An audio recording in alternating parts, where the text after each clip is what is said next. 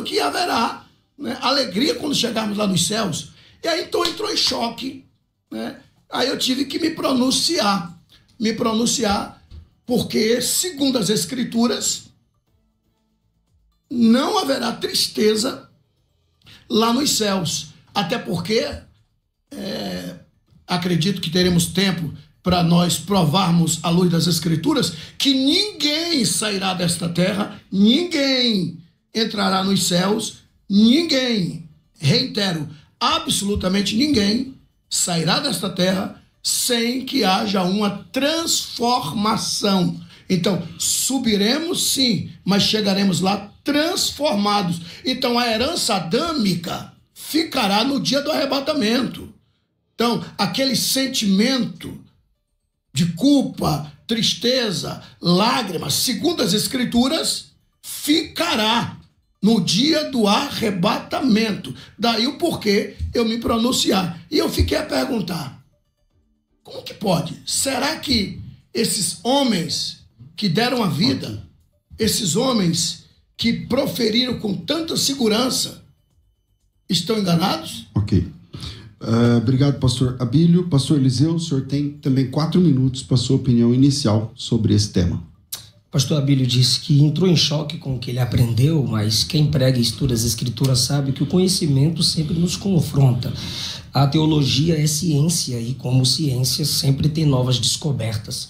O pregador é o aluno que nunca se forma e não se faz teologia baseado em música, é o contrário. Os hinos têm que se basear na teologia e não a gente fazer teologia baseada em música. O que é a tristeza? Reação química natural movida pela interpretação de um fato não satisfatório ocorrido na vida. Terá tristeza? E por quê?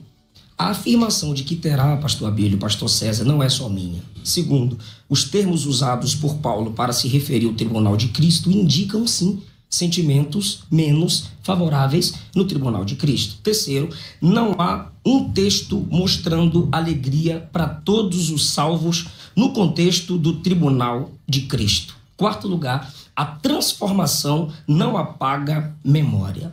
Embora haja um momento de pesar e contrição no tribunal de Cristo, o sentimento que predominará é de alegria. Pois o céu, morada de Deus, estado eterno, o seu natural é alegria. Agora, onde será o tribunal de Cristo? Romanos 14:10. Todos vamos comparecer perante o tribunal de Cristo. 1 Coríntios capítulo 3. Naquele dia, todas as obras serão testadas, provadas e reprovadas. 1 Coríntios 4:5. As intenções do coração serão analisadas. 2 Coríntios capítulo 5, a partir do versículo 10, afirma que vamos comparecer para darmos conta do bem ou do mal que tivermos feito por meio do corpo. O bem ou o mal feito por meio do corpo, apesar do corpo já estar transformado no tribunal de Cristo, eu terei que prestar conta por aquilo que fiz no corpo antes da transformação. O que é céu? Em cima, nas alturas, a igreja encontrará-se com Cristo onde? 1 Tessalonicenses 4. Nas alturas, Filipenses 3:20 afirma que nós somos cidadãos do alto ou dos céus.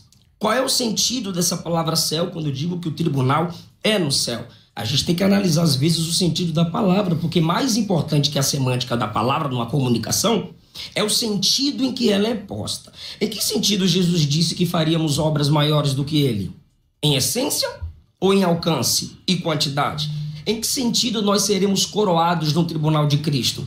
Nós vamos colecionar coroas na cabeça? Glória, incorruptível, vida, justiça? Crente tombando com um monte de coroa na cabeça? Não, é reino, é domínio. Em que sentido a igreja é chamada de noiva? É comunhão eterna. Em que sentido o tribunal será no céu? Nas alturas. O autor do livro Escatologia Pentecostal afirma: gosto de pensar no céu como um lugar onde haverá várias dimensões celestiais, que para cada uma existe um propósito divino, e possivelmente uma dessas será o tribunal de Cristo. Antônio Gilberto afirma no livro Calendário da Profecia: este fato terá lugar nos céus, no lugar chamado Tribunal de Cristo. Quem participa? só os salvos. Ninguém é condenado, mas nem todos terão o mesmo galardão. O que será analisado no tribunal de Cristo? O bem ou mal que fizemos por meio do corpo, as intenções do coração, o modo como nos comportamos e pregamos diante e as doutrinas de Cristo, ou vivendo falsamente, ou pregando falsamente, à luz de 1 Coríntios 3,15, tudo isso será analisado.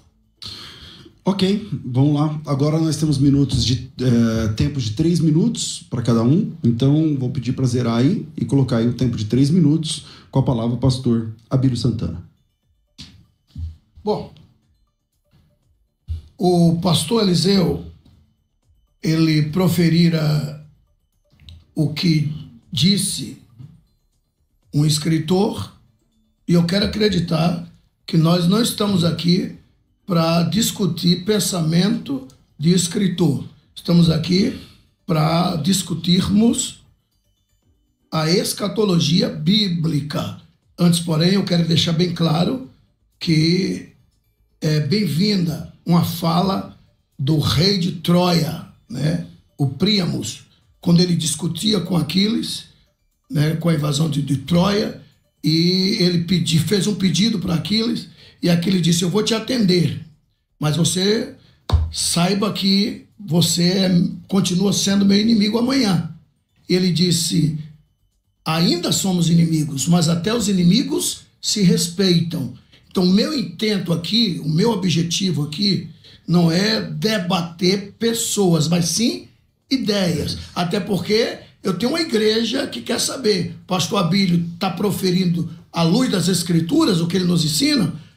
O pastor Antônio Gilberto foi citado, foi um dos meus grandes mestres, que para mim é um morto que ainda fala, uma enciclopédia ambulante. Ele me ensinou que nós não vamos sentir tristeza lá nos céus. Agora, veja bem, dentro do meu tempo, é sabido que antes que Jesus ressuscitasse, na morte descia todos dois, pecador ou não pecador. Morreu, desce. Segundo as Escrituras, desce. E lá embaixo, cada um para o seu destino, inferno ou paraíso.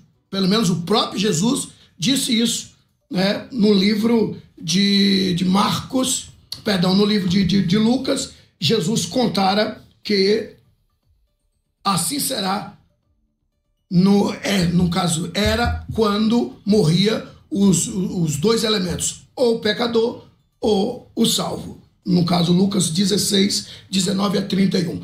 Aí a gente vê que não perde o sentido. O rico viu Lázaro e gritou: Pai Abraão, ou seja, não perde sentido, segundo as Escrituras. Ah, mas é uma parábola. E o que é parábola se não história com H contada posteriormente? Então, resumindo, isso é fato que o paraíso estava lá embaixo, e quando Jesus ressuscitou, ele leva cativo o cativeiro e coloca o paraíso debaixo do seu trono. Para falarmos do tribunal, temos que falar do paraíso. Okay. E por quê? Eu concluo daqui a pouco. Ok. Pastor Eliseu, o senhor tem 3 minutos. Peraí, zeramos. Aí, pronto. Se eu ofendi o pastor Abílio, não foi a minha intenção, mas é que o senhor também começou o debate citando fontes, né? Pastor Napoleão, Abraão de Almeida, e eu só citei o pastor Antônio Gilberto e citei a fonte, Calendário de Profecia. O senhor citou sobre a transformação do corpo, a natureza adâmica fica para trás. A Bíblia garante que o corpo glorificado é impassível de sentimentos menos satisfatórios? Eu creio que não. O nosso corpo vai ser transformado primariamente para atravessar as dimensões, adentrar os céus, e essa capacitação que virá ao nosso corpo será a semelhança do corpo de Cristo. Os mortos serão ressuscitados, transformados, e os vivos transformados. E agora a igreja, os mortos ressuscitados e a igreja viva transformada, arrebatada. Romanos 8, 29, 1 Coríntios 15, 49, 1 João 3, 2, dizem que o nosso corpo será semelhante ao corpo de Cristo Jesus. Esse Cristo ressuscitado com glória, em João 21, aparece 2 vezes numa casa trancada e de fora do barco direciona os discípulos a uma pesca satisfatória. É a glória no corpo dele, é a glória no corpo ressuscitado. Porém, nesse corpo ressuscitado em glória, ele se incomoda, pastor Abílio. Nesse corpo tem sentimentos menos satisfatórios. Jesus se incomoda com a incredulidade dos discípulos no caminho de Emaús, em Lucas 24. Repreende porque se incomoda pela incredulidade de Tomé, em João capítulo 20. A glorificação garante a ausência de deteriorização e não a consciência anulada, porque céu não garante amnésia. Agora é o seguinte, 1 Coríntios capítulo 15, versículo 53, a palavra grega ali para incorruptibilidade é aftasia. E o significado dessa palavra é que deve ser entendido como ausência de corrupção, pureza presente, sinceridade ali presente. Agora, segundo o dicionário, é a incapacidade de uma substância orgânica se destruir, se deteriorar. Como que dentro desse significado, incapacidade de se deteriorar, alguém pode me afirmar que a transformação vai gerar apatia ou incapacidade de sentir tristeza? Finalizou? Ok. Finalizei então, com essa pergunta. Vamos zerar? Tem um minuto ainda? Ele tem alguns segundos, mas ele quis finalizar. Então, 3 minutos, pastor Abílio Santana está contigo. Como eu vinha proferindo, Jesus, ao ressuscitar, ele foi lá embaixo e tirou o paraíso da horizontal do inferno, segundo a própria Escritura, aos Efésios capítulo 4, versículo 8, 9 e 10, e levou para o terceiro céus, colocou o paraíso debaixo do seu trono. Inclusive o próprio apóstolo Paulo foi até o paraíso, que anteriormente era lá embaixo, e agora está debaixo do trono de Deus, terceiros céus. Por que eu digo terceiros céus? Porque é sabido que existe 3 céus. O primeiro céu é sabido que é o céu atmosférico, céu das nuvens, dos aviões, das chuvas. Gênesis capítulo 1, versículo 20, Gênesis capítulo 8, versículo 2, Lamentações capítulo 4, versículo 19, Lucas capítulo 17, versículo 24. E existe o segundo céus, que é o céu intermediário, que está no meio entre o terceiro e o primeiro céu, que é os céus galácticos, céu das estrelas, céu dos planetas, que está escrito no livro de Jó, capítulo 22, versículo 12. E o terceiro e último céus, que é onde Paulo proferira, que é a morada de Deus. O próprio Jesus disse que nós devemos orar com consciência que Deus está nos céus. Vós orareis assim: Pai nosso que estás nos céus. Ou seja, o terceiro céus, que é a morada de Deus. E Paulo foi lá, debaixo do trono de Deus. Apocalipse capítulo 6, versículo 9 e 10. Lá está o paraíso. Então, antes que Jesus venha nos buscar, ele passará no paraíso, chamará aqueles que morreram esperando nele, que estavam lá embaixo, e ele levou e colocou debaixo do seu trono, reunirá nas nuvens e depois então nos chamará quem estiver vivo para o arrebatamento. Conclui assim? Concluo. Ok. Pastor, eu comecei esse bloco com o pastor Abílio, não foi? Então eu vou concluir esse bloco com o pastor Eliseu, e aí no próximo bloco a gente volta com o pastor Abílio novamente. Pastor Eliseu, o senhor tem 3 minutos. Toda a nossa vida espiritual, superficial e profunda, conforme os materiais apresentados metaforicamente em 1 Coríntios capítulo 3, serão apresentadas no tribunal de Cristo. Se Cristo explorar essas obras, é porque tais obras o entristeceu. Se tais obras diante dos olhos dele o entristeceram, como eu me manteria alegre diante daquilo que entristeceu o meu Salvador? Se a tristeza é um sentimento, então ela pode ser vista no tribunal, pois nossas obras feitas antes do arrebatamento serão reveladas e isso despertará memória. Vai sim gerar um tipo de desconforto, pois um dos motivos pelos quais Cristo as expõe, julga e através dessas obras destruídas, provadas como superficiais, ele remove o nosso galardão, é porque o entristeceu. Então é incongruente eu me manter alegre diante daquilo que entristeceu o meu Senhor. E as palavras de Paulo concernente ao tribunal e à entrega de galardões são sempre palavras que evocam temor, tremor. Romanos 14:10. Olha as palavras quando Paulo apresenta as características do tribunal. Romanos 14:10. Prestação de contas, joelho que se dobra, língua que confessa. 1 Coríntios 3, a partir do 15. Fogo que descobre, fogo que prova, fogo que queima, prejuízo, dano, perda, destruição. Colossenses 3, do 22, a partir do 22 ao 25. Serviço, obediência, obra de aparência versus obra de coração. Agradar a Deus versus agradar os homens. Servir a Deus ou servir aos homens. Galardão e senhorio de Cristo.